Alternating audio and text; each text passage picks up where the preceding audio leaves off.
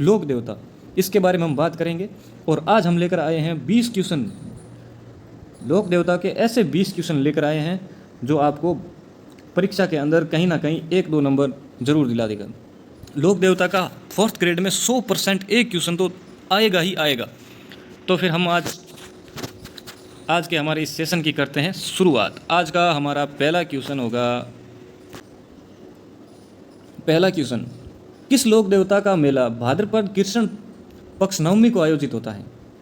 किस लोक देवता का मेला भाद्रपद कृष्ण पक्ष की नवमी को आयोजित होता है? बताइए किसका होता है? गोगा जी का होता है। गोगा जी का, गोगा जी राजस्थान के प्रमुख लोक देवता है और इनका मेला जो है भाद्रपद की कृष्ण पक्ष की नवमी को होता है। कृष्ण पक्ष मारवाड़ी में क्या करें, अंधारे पक्ष में नवर होया करे। ठीक है, आज का हमारा बढ़ते हैं अगले क्वेश्चन 2 नंबर पे। 2 नंबर क्वेश्चन क्या कह रहा है? करणी माता राजस्थान के किस वंश की कुलदेवी है? करणी माता राजस्थान के किस वंश की कुलदेवी है? तो राठौड़ों की कुलदेवी है। बीकानेर के जो बीका राठौड़ थे ना, बीकानेर के बीका राठौड़, तो बीका राठौड़ों की कुलदेवी है करणी माता। याद रखना है आपको, करणी माता का मंदिर देशनोक में है और देशनोक बीकानेर में। ठीक है। 3 नंबर क्वेश्चन कह रहा है कि रणुचा धार्मिक स्थल किस लोक देवता से संबंधित है? रणुचा किससे संबंधित है? रामदेव जी से। चौथा क्वेश्चन कह रहा है कि गोगा जी का जन्म स्थान ददरेवा क्या कहलाता है? तो शीर्षमेड़ी, सूरसरा, कोल्लू या अमरकोट? गोगा जी का जन्म स्थान है ददरेवा हनुमानगढ़ में पड़ता है और ये शीर्षमेड़ी कहलाता है। गोगा जी का जन्म 1003 ईस्वी को चूरू जिले के, मैंने हनुमानगढ़ बोल दिया था, चूरू जिले के ददरेवा में होता है। माँ का नाम बांछल और पिता का नाम जेवर है और ददरेवा को शीर्षमेड़ी कहा जाता है।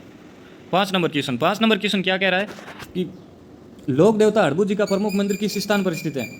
लोक देवता हड़बू जी का प्रमुख मंदिर है बेंगटी में स्थित है। बेंगटी पड़ता है फड़ौदी में और हड़बू जी के उपासक जो है वो सांकला राजपूत है। आपको याद रखना है सांकला राजपूत, बहुत इंपॉर्टेंट क्वेश्चन है ये हड़बू जी वाला। 6ठा क्वेश्चन क्या कह रहा है कि चाल पुजारियों का संबंध किस लोक देवता से है?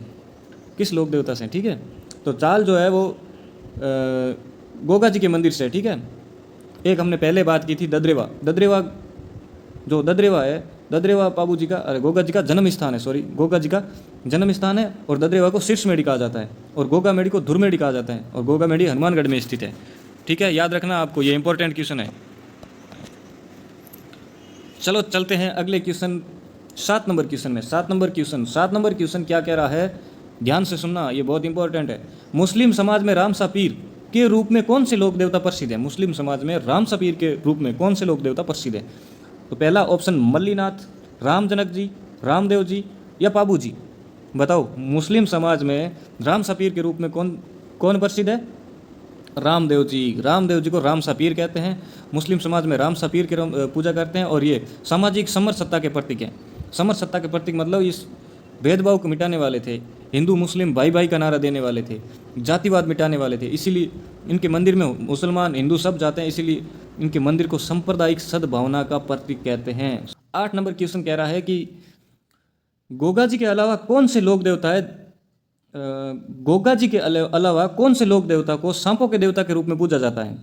तो आपका ऑप्शन नंबर डी सही होगा, तेजा जी को। तेजा जी को सांप काटने से बचाने वाले देवता भी कहते हैं और तेजा जी का जन्म है माघ शुक्ल चतुर्दशी 1073 ईस्वी नागौर के खरनाल ग्राम में हुआ था। जाट वंशीय कुल में हुआ और पिताजी का नाम ताड़जी और माँ का नाम रामकंवरी था। याद रखना है, ताड़जी और रामकंवरी। और जन्म स्थान है खरनाल। कई बार पूछा गया है खरनाल, और कुछ याद रहे या ना रहे, ये खरनाल जरूर याद रखना है। ठीक है, चलो चलते हैं हमारे अगले क्वेश्चन पर। अगला क्वेश्चन, नवा क्वेश्चन क्या कह रहा है कि लोक देवता कल्लाजी राठौड़ की समाधि कहाँ पर स्थित है? कल्लाजी राठौड़, जिसे 4 हाथों वाले देवता कहा जाता है, अकबर के चित्तौड़ पर तीसरे आक्रमण यानी कि तीसरे शाखे में शहीद हुए थे कल्लाजी राठौड़। तो तीसरा शाखा कहाँ? चित्तौड़ पे हुआ था उदय सिंह के समय में। तो इनकी छत्री भी चित्तौड़गढ़ में, समाधि भी चित्तौड़गढ़ में। कल्लाजी राठौड़ की समाधि चित्तौड़गढ़ दुर्ग के भैरव पोल के पास है। याद रखना है, वेरी वेरी वेरी इंपॉर्टेंट। ये आपको दुर्ग जो पढ़ेंगे आप, दुर्गों में भी पढ़ने को मिलेगा। इसीलिए ये जो भी है कला संस्कृति के टॉपिक सारे के सारे एक दूसरे से जुड़े हुए हैं। आज का हमारा 10वां क्वेश्चन, चलो जल्दी करते हैं, 10वें क्वेश्चन पर बात करते हैं। गोगा जी के पिता का नाम क्या था? गोगा जी के पिताजी का नाम क्या था? जल्दी बताओ, आप कमेंट में करके बताओ मुझे, गोगा जी के पिता का नाम क्या था?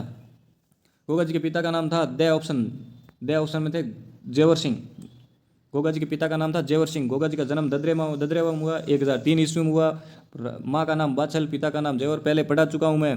गोरखनाथ के शिष्य थे जो गोगा जी की माँ है, उन्होंने गोरखनाथ की पूजा की थी, गोरखनाथ की पूजा की थी, भक्ति की थी। गोरखनाथ जी ने आशीर्वाद दिया और आशीर्वाद से गोगा जी का जन्म हुआ। ठीक है, ददरेवा में हुआ, याद रखना है। अगला क्वेश्चन नंबर 11 नंबर क्वेश्चन कह रहा है कि वीर तेजा जी का जन्म कहाँ पर हुआ। वीर तेजा जी का जन्म खरनाल में हुआ। अभी हमने बात की थी, वीर तेजा जी का जन्म खरनाल में हुआ। पाबू जी को किस पशु का देवता माना जाता है। पाबू जी को किस पशु का देवता माना जाता है, जल्दी बताओ। ऊँट का।